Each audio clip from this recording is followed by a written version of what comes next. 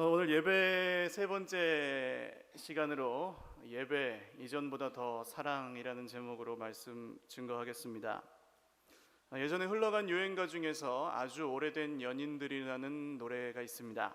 가사가 이렇게 시작해요. 저녁이 되면 의무감으로 전화를 하고 관심도 없는 서로의 일과를 묻곤 하지, 이런 내용인데, 남녀가 오래 만나다 보면 사랑이 아닌 의무감으로 만나게 되고, 가끔 만나고 사랑 고백도 하지만 말뿐이고, 사실은 다른 사람을 만나기도 하고 그런다는 거예요. 하나님과 우리의 만남은 어떻습니까? 하나님의 은혜는 끝이 없지만 우리가 하나님을 사랑하는 사랑도 때로는 이렇게 어떤 의무감으로 전락해버리거나 익숙해져 버리는 그런 경우도 종종 만납니다. 물론 그런 분들은 이건 안 보여주셔도 될 것 같아요. 물론 그런 분들은 많지 않으실 거라고 생각을 하는데요. 그러나 오늘 우리가 드리는 예배의 중심이 어디에 있어야 하는지에 대해서는 한번 생각해 봐야 되겠어요. 세상에 우리가 삶에서 만신창이가 되어서 힘들어 지쳐 있다가도 정말로 사랑하는 사람을 만난다고 하면 힘이 번쩍번쩍 나야 정상입니다.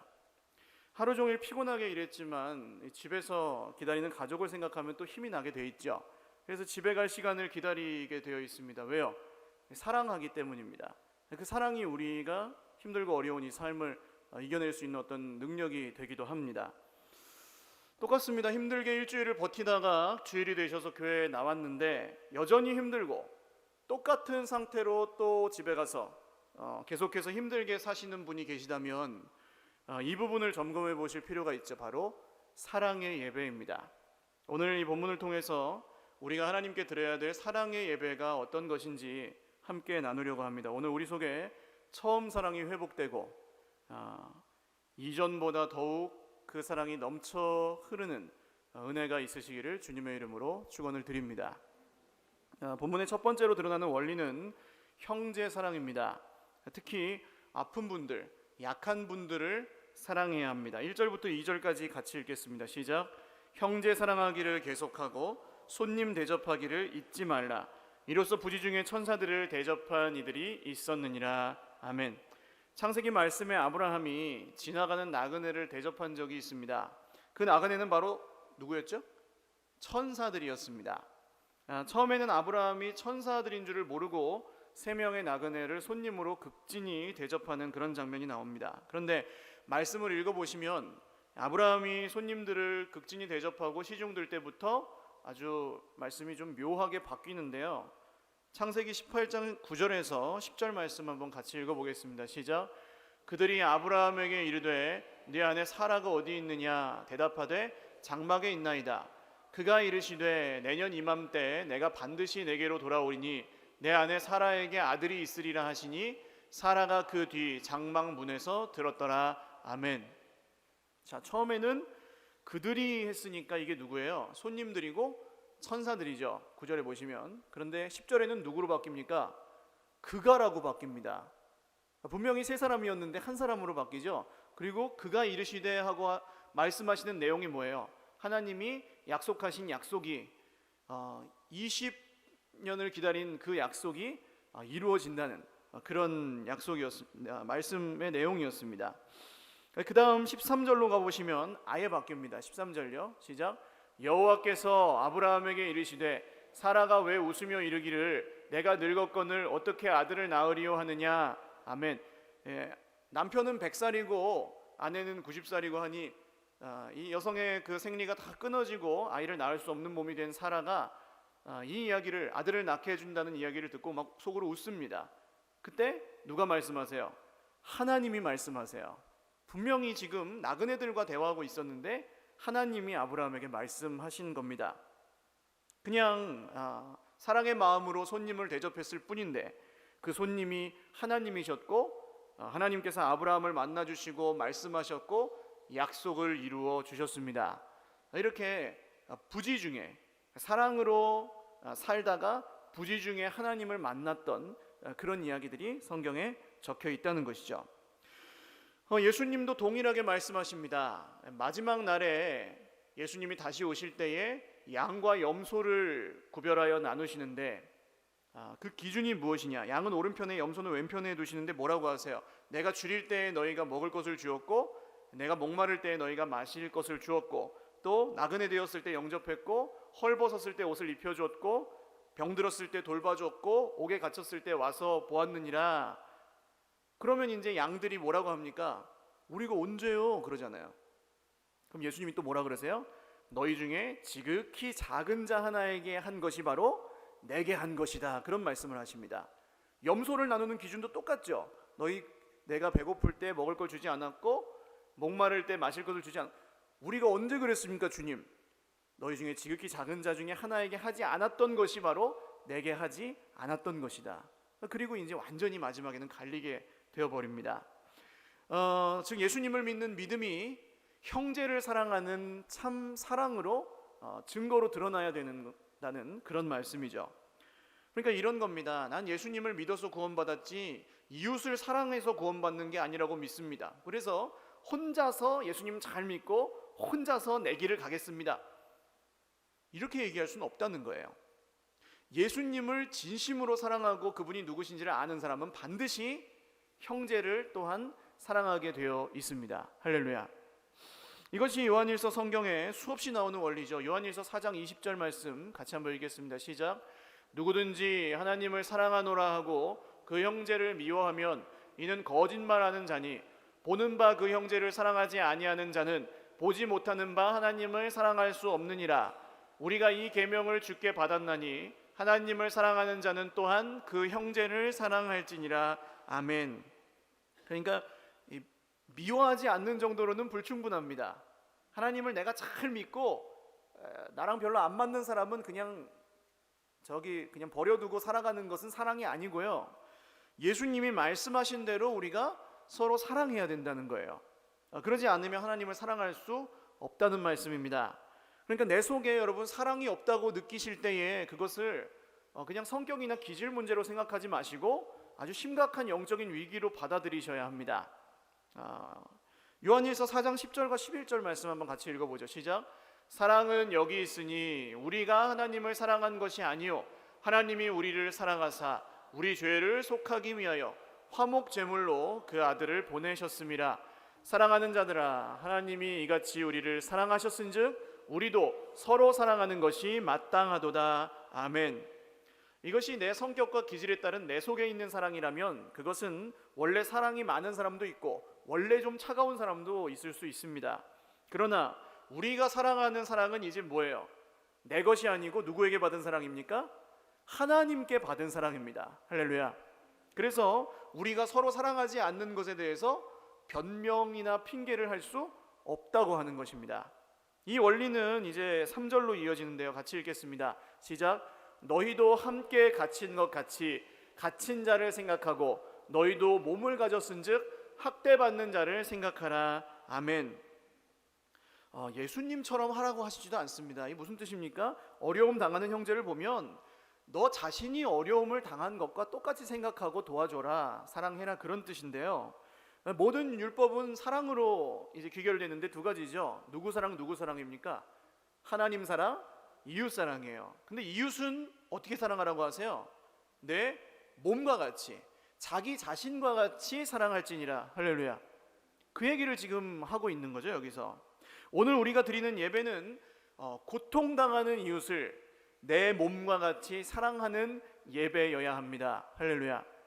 먼저는 교회 안에서 있습니다. 예를 들어서 말씀을 드리는데요. 우리 교회에는 지정헌금이라는 게 있습니다. 이 지정헌금은 매주 드리는 그런 헌금이 아니고 교회 안에 어려운 분이 있을 때 직접 도와주는 것은 좀 서로 불편할 수 있잖아요. 왜 그렇습니까? 도와주는 사람에게는 그것이 자기 의가 되거나 그 사람에게 어떤 생색을 내는 것이 될 수가 있고, 또 받는 사람 입장에서는 어때요? 그것을 빚으로 생각할 수 있겠지 않겠어요? 그런 것을 이제 막기 위해서는 말씀대로 돕는 방법은 뭐겠습니까? 오른손이 하는 일을 왼손이 모르시게 하면 되잖아요. 그래서 하나님이 어떤 분을 보이게 하고 그분을 도와줘야 된다는 마음을 주실 때 이제 그 지정 헌금을 누구에게 전해주세요라고 적으셔서 내시면 재정부에서 그것을 그분에게 그냥 바로 누가 줬는지 이야기하지 않고 전달해 드리는 그런 헌금입니다. 이렇게 이제 선뜻 마음이 있는데도 그런 것 때문에 선뜻 돕지 못하실 때 이렇게 하시면 아주 성경적인 원리에 따라서 드러나지 않게 이웃을 사랑하는 그런 하나님 기뻐하시는 예배가 될 수 있겠죠. 잘 모르셔서 못하시는 것 같아서 한번 소개를 해드렸습니다. 1년에 그게 한 번이 될지 뭐 10년에 한 번이 있을지 모르지만 하나님이 마음을 주셨을 때 그냥 지나가지 마시고 이런 것을 이용하셔서 하시면 되겠어요. 그 다음은 교회 밖을 향해서도 이 사랑이 나아가야 합니다. 그런데 이것도 역시 구체적이고 실질적으로 돕는 아주 성경적인 원칙과 길이 좀 필요하죠. 그러면 우리가 볼 때, 우리 교회에서 볼 때 밖에 지금 갇혀있고 학대받는 우리의 이웃들이 누구냐는 것을 먼저 질문을 해봐야 되겠어요. 동네에도 수많은 분들이 있고 세상에 수많은 분들이 있죠. 돈이 없어서 억눌려 있는 분들도 있고 형편이 어렵고 상황이 어렵고 예수님이 없어서 힘들어하는 분들이 있겠지만 그보다 더 많은 분들이 모여서 정말 명백하게 학대당하고 핍박당하는 곳이 있는데 어디입니까? 여기서 불과 몇십 킬로 떨어지지 않은 저 북쪽에 수많은 우리의 동포들이 있습니다. 참 정말로 우리 민족이라고 생각하면 우리가 다른 나라인 일본에 지진이 났을 때도 445억을 모금해서 줬다고 하는데요. 일본 사람들하고 사이가 안 좋을 때가 있었잖아요. 그런데도 그랬는데 정말로 우리의 동포들이 굶어 죽어가고 있으면 우리가 그냥 호의호식하고 살 수는 없는 것 같습니다. 그런데 북한을 돕자고 하면 너무 크죠. 그리고 어떻게 도와야 될지도 좀 막막하고 막연합니다. 그러던 중에 지난주에 이 대북 민간 지원 사업을 하는 단체와 좀 연결이 됐어요. 그래서 한 분 실무자를 만나게 되었는데 무슨 일을 하냐면 돈으로 북한을 도와주면 어떻게 됩니까? 지금 권력형 부정부패가 만연한 나라기 때문에 진짜 도움이 필요한 분들에게 가지 않고 그냥 공산당 간부들에게 가지 않겠어요? 무기 만드는 데 쓴다고 하고 그것을 이제 막기 위해서는 물건을 갖다 줘야 되는데 그래서 이제 옥수수 국수라든지 쌀도 안 된대요. 쌀은 뺏기고 돈하고 똑같대요. 그래서 옥수수 국수라든지 애들 내복이라든지 학용품이나 약품 이런 것들을 이제 직접 사서 이제 중국을 통해서 들여보내는 그런 사역입니다. 그리고 이거를 정부에다가 주는 게 아니라 직접 그런 유치원, 북에는 고아원이 없답니다. 왜냐하면 아바이 수령님이 아버지라서 책임을 져주기 때문에 다 유치원이래요. 그래서 유치원 북쪽에 있는 그 유치원 한 곳에 300명의 어린이들이 3개월 동안 먹을 양식이 이제 옥수수 국수 10톤 정도면 먹을 수 있다는데 1톤에 한 60만 원 정도 한다 그래요. 그래서 이것을 생각보다 북한을 돕자 하면 너무 크지만 거기 있는 유치원의 어린이들이 먹을 것을 갖다 줍시다라는 건 좀 우리가 할 수 있을 것 같더라고요. 그래서 6월 중에 한번 이 일이 구체적으로 어떤 일인지 한번 소개받고 그 일에 이제 마음이 있으신 분들은 동참하는 그런 시간을 가지게 될 것 같습니다. 지금 말씀드린 이런 예들은 참 물질적인 것들에 좀 국한되어 있었지만 사실 재물이 있는 곳에 마음이 있기 때문에 당연히 이렇게 되게 되어 있습니다. 그러나 사랑은 그보다 훨씬 더 크고 풍성한 개념이죠. 그래서 여러분 하나님의 사랑으로 아픈 분들을 사랑하는 그것이 어떤 것인지 좀 고민하면서 그 사랑이 필요한 곳에 주시는 하나님이 기뻐하시는 예배가 저와 여러분의 삶에 좀 드려지면 좋을 것 같습니다. 이것이 1절 말씀에 보시면 형제 사랑하기를 계속하고 그래서 계속해야 된다 그러는데 참 어렵잖아요. 그럼 이 사랑을 우리가 어떻게 시작해야 할 수 있는지 그게 이제 두 번째 원리입니다. 바로 사랑하지 말아야 될 것들을 사랑하지 않는 데서 시작할 수 있습니다. 이제 세상의 것들, 특별히 이 말씀에서는 성과 돈을 사랑하지 말라고 나오죠. 4절과 5절 같이 읽겠습니다. 시작. 모든 사람은 결혼을 귀히 여기고 침소를 더럽히지 않게 하라. 흠행하는 자들과 간음하는 자들을 하나님이 심판하시리라. 돈을 사랑하지 말고 있는 바를 족한 줄로 알라. 그가 친히 말씀하시기를 내가 결코 너희를 버리지 아니하고 너희를 떠나지 아니하리라 하셨느니라. 아멘. 오늘 성경이 사랑하지 말라고 하는 것은 두 가지입니다. 음행과 성적인 것과 하나는 돈이죠. 성적인 것은 사람에 따라 차이는 좀 있을 수 있지만 분명히 지금 문제가 되고 있죠. 물론 실제적인 간음이나 불륜, 성범죄까지 가는 분들은 우리 중에는 없을 거라고 생각합니다만, 단순히 정욕의 배출이나 어떤 쾌락을 위해서만 부부간에 그런 생활을 하는 것도 문제가 됩니다. 또 사랑 없는 그 결혼 생활이 길게 이어지다 보면 육체적인 외도까지 가지 않더라도 정신적인 외도를 하게 될 그런 가능성도 있죠. 특히 남자분들 같은 경우는 보는 것에 약하기 때문에 인터넷이나 TV를 통해 아주 쉽게 그런 음란한 매체 같은 것들로 그것을 채우게 될 수도 있습니다. 그런데 여기에 대한 이 세상의 기준이 얼마나 낮아져 있는가 하면, 세상 사람들이 다 그러고 사는데 그게 뭐가 문제가 되느냐, 이렇게 돼버리는 거예요. 너무나도 자유분방하게 이런 것들이 아름다운 사랑이고 행복인 것처럼 포장이 되어서 행해지고 있습니다. 결국 서로에 대한 책임 있는 사랑은 찾아볼 수 없고, 나중에 보면은 결국 쾌락과 육체적인 행위만 남는 그런 것들이 지금 이 사회의 문제가 되고 있죠. 예를 들어서 우리 중에 그런 분들은 없겠지만, 세상에 믿지 않는 남자들은 유흥주점이라고 하나요? 그런 곳에 가서 이제 여자 아가씨들을 불러서 같이 술을 마시는 그런 행위들도 합니다. 그런데 이제 나이 차이를 보면은 자기 딸 정도 되는 사람들하고 그렇게 놀거든요. 그래가지고 그게 왜 문제가 되느냐 하는 거예요. 내가 돈을 지불하고 노는 건데, 그 사람들 돈 받고 하는 건데 그게 뭐가 문제가 되느냐. 그런데 그러면 물어봐야죠. 당신 딸이 거기 가서 그렇게 돈을 번다고 하면 당신 보내겠습니까? 이것은 정상이 아니고 완전히 깨어진 세상의 모습이라는 것을 우리가 알고 아파하면서 기도해야 되는 것입니다. 물질에 대한 것은 말할 것도 없죠. 이 결국 물질을 들여서 이웃을 돕지 못하는 이유는 뭘까요? 이웃을 사랑하는 것보다 물질을 사랑하는 마음이 결국 더 크기 때문입니다. 커피 한 잔을 마실 돈은 있지만 그 돈을 정말로 힘들어하는 이웃에게 보내는 데까지 마음이 가지 않는 것, 결국 사랑의 문제라고 할 수 있어요. 돈은 여러분 중요합니다. 그러나 돈을 사랑하는 것은 죄입니다. 할렐루야. 내가 단순히 지금 돈을 벌기 위해서 인생에 아주 중요한 뭔가를 희생하고 있다면 내 삶을 다시 한번 점검해 보시기를 바라요. 그리고 돈보다 더 중요한 것을 잃어버리지 않는 삶이 어떤 삶인지 고민하기 시작하셔야 됩니다. 물론 각박한 세상에서 그렇게 살지 않으면 먹고 살 수도 없다고 생각하실지 모르지만, 그러나 그렇지만도 않습니다. 지난 수요일에 제가 운동을 마치고 나오는 길에 체육관 앞에 그 농산물 직거래 장터를 하더라고요. 이 직거래 장터는 이 재배한 것들을 그냥 바로 포장해 갖고 오셔가지고 파는 겁니다. 근데 저희 가정에 둘째가 생겼어요. 할렐루야.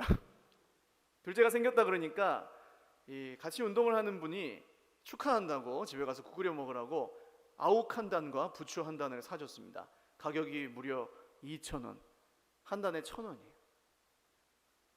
그 수요일날 사주셔가지고 국 끓여 먹고, 놀라지 마십시오. 어제까지 먹었습니다. 그렇게 먹고 나니까 진짜로 믿어지는 거예요. 이 돈이 없어가지고 먹고 살지 못하는 게 아니구나. 제가 산 것도 아니고 그것도 2,000원밖에 안 되는 걸 며칠을 먹잖아요. 이것은 돈의 문제가 결코 아니구나. 그게 확실히 믿어지더라고요. 여러분, 돈이 없어도 먹고 살 수 있습니다. 할렐루야. 왜요? 6절 말씀 같이 읽겠습니다. 시작. 그러므로 우리가 담대히 말하되 주는 나를 돕는 이시니 내가 무서워하지 아니하겠노라. 사람이 내게 어찌하리요 하노라. 아멘. 오늘 우리에게 일용할 양식을 주시는 하나님이 계십니다. 할렐루야. 공중의 새를 보라, 들의 백합화를 보라. 누가 먹이를 주지도 않고 길쌈해 주지도 않는데 얼마나 잘 자라고 잘 먹느냐. 그런데 여러분, 누가 먹이시고 입히세요? 하나님이요. 너희는 그들보다 얼마나 더 귀하냐. 이게 주님의 말씀 아닙니까? 이 말씀을 진심으로 믿으시기를 주님의 이름으로 축원합니다. 그런데 이거 자체들이 그런 문제는 아닌데 더 심각한 문제가 여기서 파생됩니다. 그게 뭐냐 하면, 이런 것들을 사랑하면 하나님은 못 사랑한다는 거예요. 이게 진짜 심각한 문제입니다. 어떤 분들은 그렇게 이야기할 수도 있겠어요. 나는 그런 것들을 사랑하는 게 아니고 그냥 가끔 즐길 뿐이에요. 그런데 그것을 내가 사랑하는 배우자에게 얘기할 수 있는지 한번 생각해 보십시오. 여보, 나는 당신을 사랑하지만 가끔 다른 사람도 사랑할 뿐이요. 그러면은 어떻게 되겠어요? 당장 이혼이죠. 하나님이 살아계십니다. 그럼 그 살아계신 하나님께, 하나님, 내가 하나님을 사랑하지만 그냥 다른 것도 가끔 사랑하고 섬길 뿐입니다 라고 말할 수 없다는 것이죠. 그건 진짜 사랑이 아니라는 거죠. 하나님을 사랑하지 않는데 예배를 드릴 수 있느냐라고 한다면 없습니다. 예배 자리에 나와서 앉아 있을 수는 있겠죠. 얼마 전에, 제가 자꾸 운동 얘기를 해서 죄송합니다. 제 삶이 단순해요. 별로 막 복잡하지가 않아서 기도하고 운동하고 뭐 성경 보고 신방하고 집에 갔다가 밥 먹고 자고 뭐 그런 수준입니다. 운동을 새벽에 갔는데 여학생들이 한 100m 이상 장사진을 치고 앉아 있는 거예요. 꼭두 새벽에.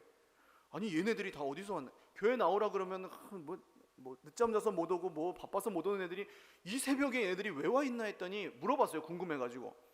그랬더니 연예인 농구를 한대요.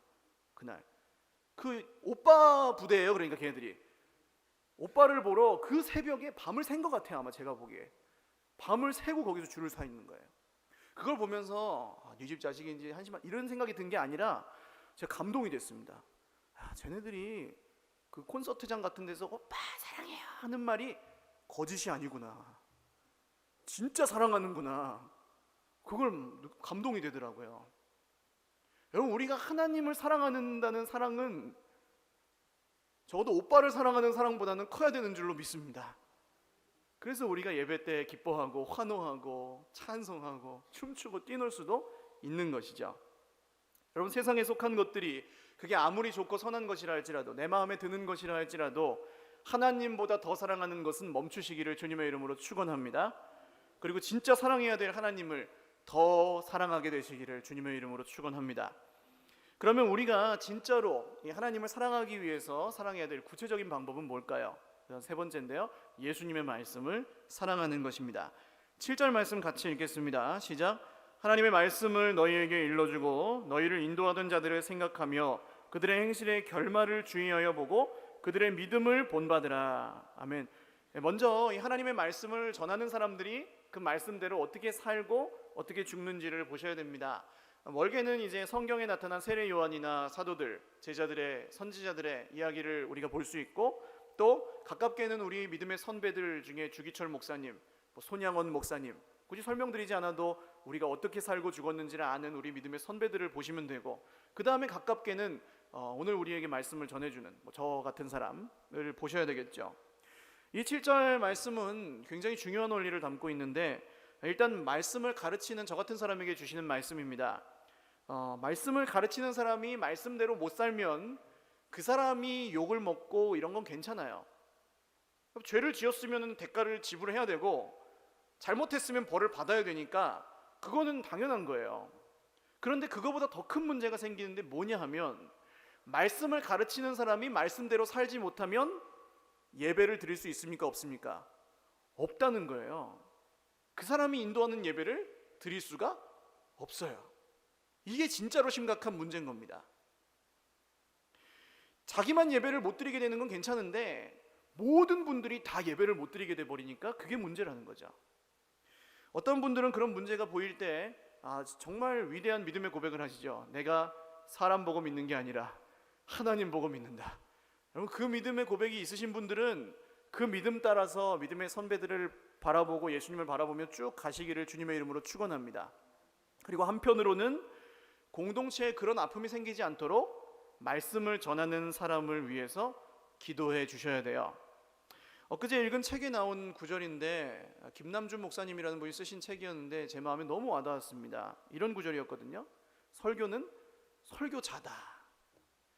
그렇구나. 내용이 전해지는 것도 전해지는 거고 말이 전해지는 것도 전해지는 거지만 그 사람이 말씀대로 어떻게 살았고 죽었는지를 보고 그 말씀이 정말 사실임이 증거되는구나. 그러니까 말씀을 전하는 사람이 예수님을 닮지 않으면 아무 능력도 나타날 수 없다는 거죠. 여러분, 다른 건 기도하실 필요가 없어요. 하나님이 이 종을 아욱 한 단, 부추 한 단으로 먹이시고 입히십니다. 할렐루야. 그런 걸 기도 안 하셔도 되고, 뭘 기도하셔야 되냐면, 하나님, 우리 목사님이 평생에 예수님을 잘 믿게 하여 주옵소서.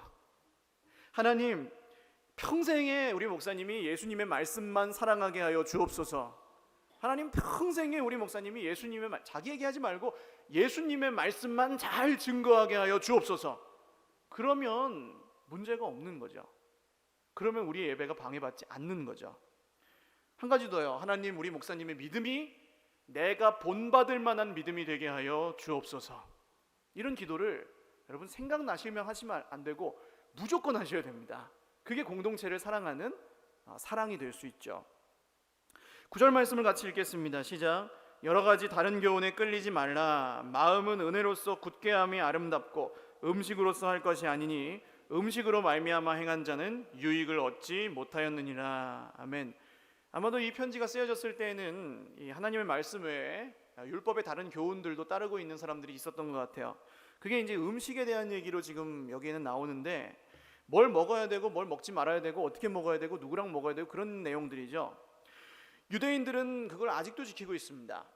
그런데 왜 이것에 매여 있으면 안 됩니까? 우리의 마음, 우리의 영혼은 음식으로 튼튼해지는 것이 아니라 은혜로 튼튼해지는 것이기 때문에 그렇습니다. 이 은혜는 누가 공급하세요? 사람이 떡으로만 살 것이 아니요 하나님의 말씀으로. 할렐루야.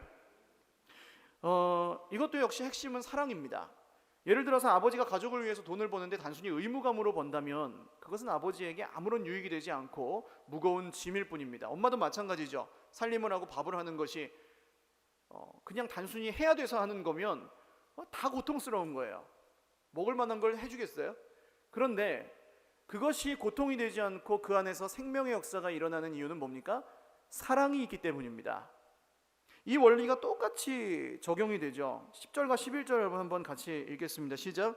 우리에게 제단이 있는데 장막에서 섬기는 자들은 그 제단에서 먹을 권한이 없나니 이는 죄를 위한 짐승의 피는 대제사장이 가지고 성소에 들어가고 그 육체는 영문 밖에서 불사름이라. 아멘.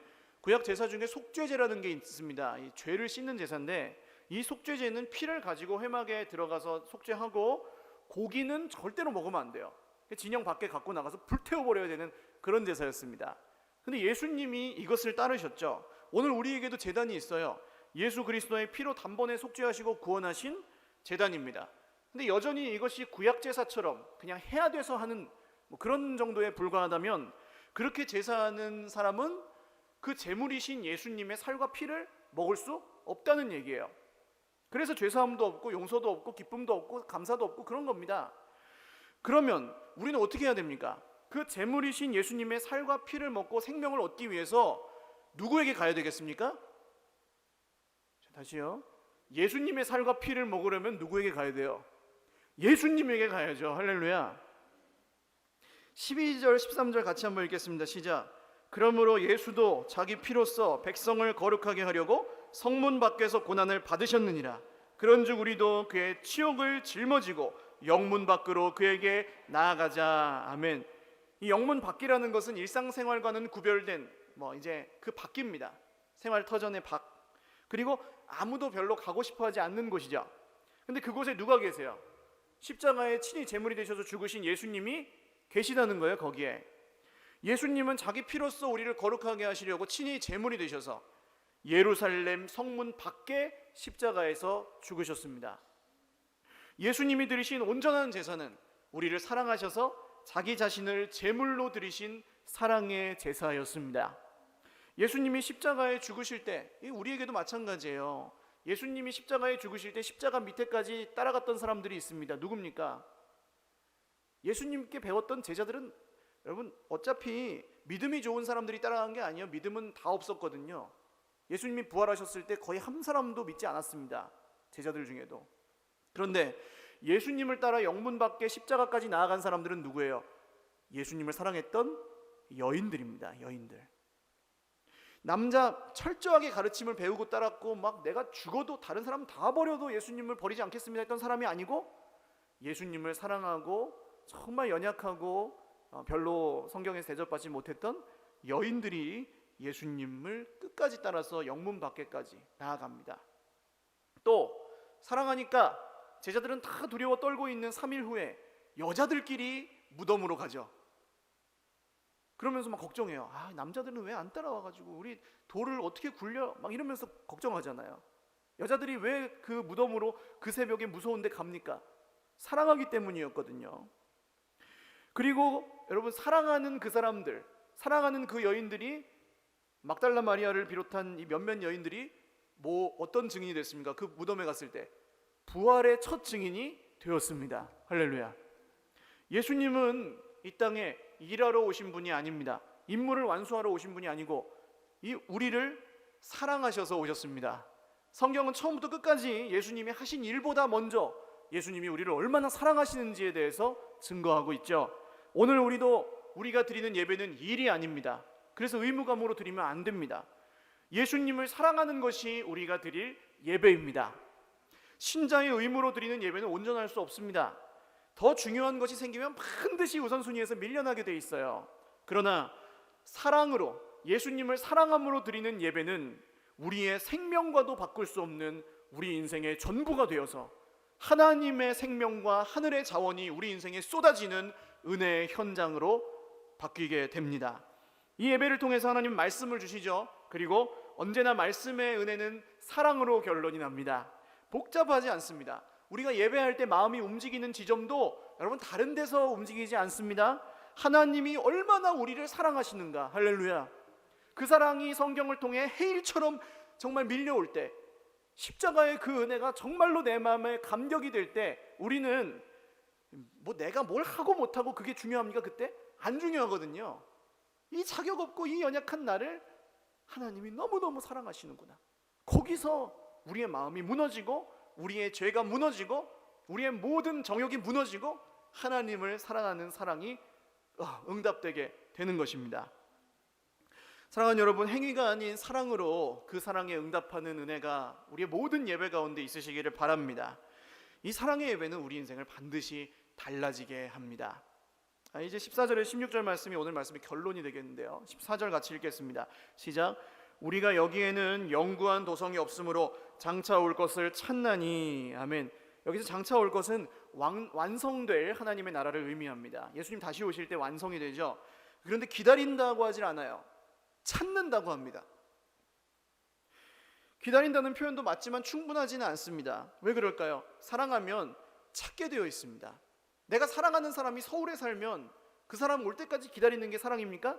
아니죠. 서울 갈 수 있잖아요. 그럼 가는 게 사랑이에요. 할렐루야. 찾아가는 겁니다. 하나님의 아들이 이 땅에 오신 이유는 무엇입니까? 나를 사랑하셔서. 할렐루야. 오늘 우리가 주님을 예배하는 이유는 무엇입니까? 오늘 시간이 돼서 오셨습니까? 우리 죄를 씻거나 마음의 평안을 얻기 위해서 오셨습니까? 아니면 어떤 도움을 구하러 오셨습니까? 다 맞지만 1번은 아니에요. 우리가 하나님께 나오는 첫 번째 이유는 우리를 구원하신 예수님을 사랑하기 때문입니다. 나를 사랑하사 나를 위하여 자기 자신을 버리신 하나님의 아들을 사랑하기 때문에 우리가 여기에 찾아온 것입니다. 수많은 것들 중에 하나를 그냥 선택한 게 아니고 찾아온 거예요. 할렐루야. 찾고 찾다가 여러분 인생에서 우리가 발견하게 되는 게 있습니다. 그게 뭡니까? 8절 말씀 같이 읽겠습니다. 시작. 예수 그리스도는 어제나 오늘이나 영원토록 동일하시니라. 아멘. 예수님은 내가 힘들 때나 안 힘들 때나, 슬플 때나 기쁠 때나, 어제나 오늘이나 영원토록 동일하십니다. 무엇이요? 우리를 사랑하시는 그 사랑이. 할렐루야. 예수님이 진짜로 이런 분이라는 것을 성경에서 발견한 사람은 예수님을 사랑할 수밖에 없습니다. 15절과 16절 같이 읽겠습니다. 시작. 그러므로 우리는 예수로 말미암아 항상 찬송의 제사를 하나님께 드리자. 이는 그 이름을 증언하는 입술의 열매니라. 오직 선을 행함과 서로 나누어 주기를 잊지 말라. 하나님은 이 같은 제사를 기뻐하시느니라. 아멘. 여러분, 우리가 드릴 제사는 이제 우리의 삶이 하나님께 드리는 사랑 고백, 즉 찬송이 되어서 올려지는 것입니다. 오늘 우리가 입술로 드리는 찬송도 예배지만 이 찬송은 삶의 고백이 되어서 월요일부터 토요일까지 쭉 이어지셔야 됩니다. 형제를 사랑하십시오. 그리고 세상에 속한 것들을 하나님보다 더 사랑하는 것은 멈추십시오. 그리고 예수님의 말씀을 온전히 사랑하고 순종하십시오. 이것이 하나님께서 정말 기뻐하시는 우리의 제사, 사랑의 예배로 드려질 것입니다.